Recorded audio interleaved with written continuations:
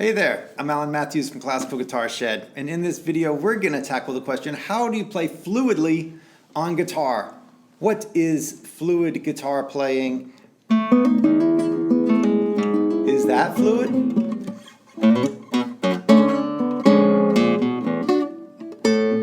Is that fluid? What is fluid? And how do you do it? We're going to talk all about fluidity in this video. If you enjoy this video, please subscribe. Click the big button down below, and that way you can keep up with future videos. All right, fluidity, let's do it. So first off, what does fluid mean? What does that even mean? We all want to play fluidly, and we all have this, well, I assume we do, because I do. We all have this idea that it means just things flow from one to the next. It just comes out of us, this ease, and it just flows out, right? We have this idea of things being very effortless in the way that they come out. Well, how do we do that on the guitar? And of course, there are more than one answer to this, because it depends on the tune.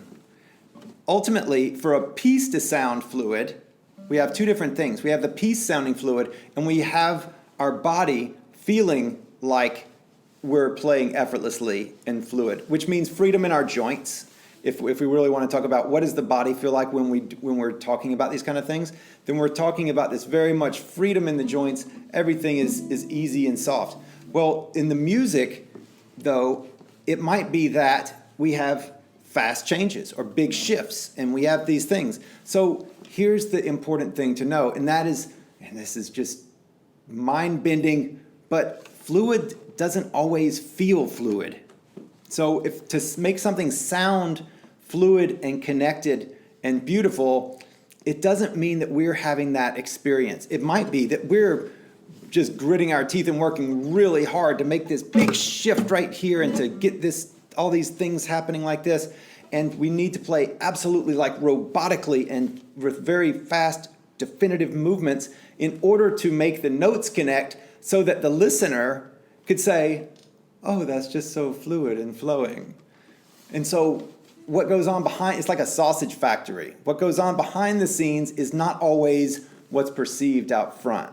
So ideally, in our practice, we have these two different things going on all the time. We have many things going on, of course, but we have these two things, and that is that we are working with our bodies, we're practicing, and then we can use our technique practice, especially for this, and pieces that we already know, everything, but so that we can just play and practice playing with freedom in our joints, so that we're not gripping really hard, we're not tensing up, we're not raising our shoulder or crunching over. Instead, we can just practice using our body in this flowing way, that we have an idea, and not that we have to do all this kind of crazy business to do it, but we can practice releasing the face and the neck, sitting up straight so that our skeleton is supporting our muscles and our muscles can release. All these things that doesn't sound like much, but it's a body awareness exercise. And so this, over time, over doing this for years, then we learn to have a little bit more freedom in our elbow, or ideally in our wrists when we're playing, in our shoulders, and our everything. So in our pieces, we have to meet the demands of the music. So if we have a passage, I can't even play it. We have these notes that we want to play fast, but it's a lot of very technical in the finger work. Then we have to practice the moves, here to here to here to here.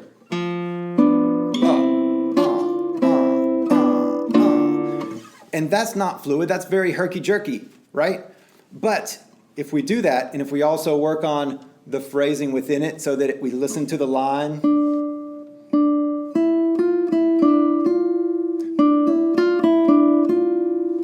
and then add that in with our robotic feelings and make all that happen,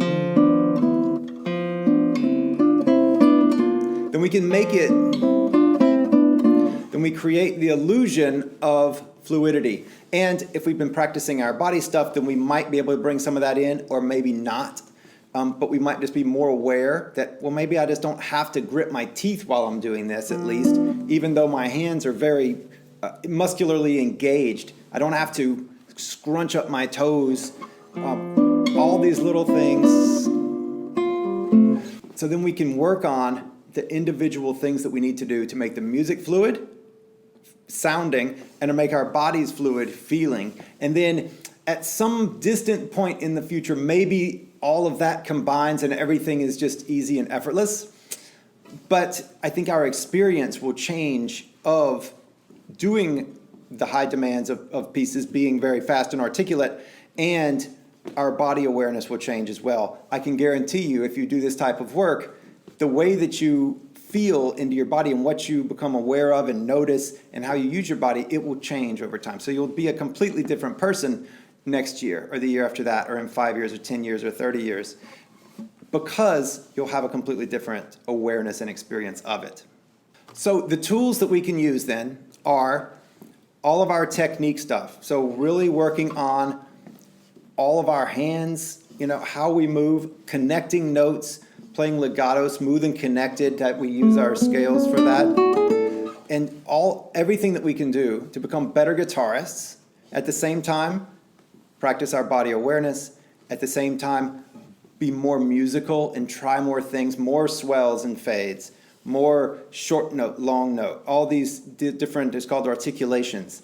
And to do this and to see how we're coming, we can video ourselves or get a teacher or something, but ideally video ourselves so that then we can check back and say, is this fluid? Is there anywhere where I'm unnecessarily tensing up that I don't need to? Or does the music sound forced in any place that I could smooth that out and really round the corners a little bit better?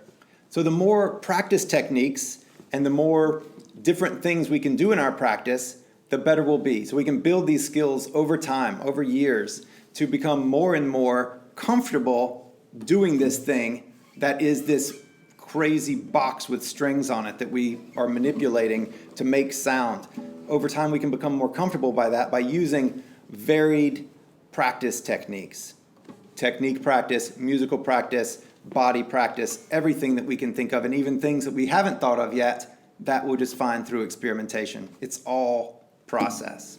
So hope that helps, just thinking about fluidity and fluid playing. What can you do today to play more fluidly? You can just stop and take a breath and just play 2 notes with ease in your body and listening to the connection of those notes. The more you listen, the better it will all be. So I hope you've enjoyed this video. Please subscribe to this channel and we'll do it again. Bye-bye.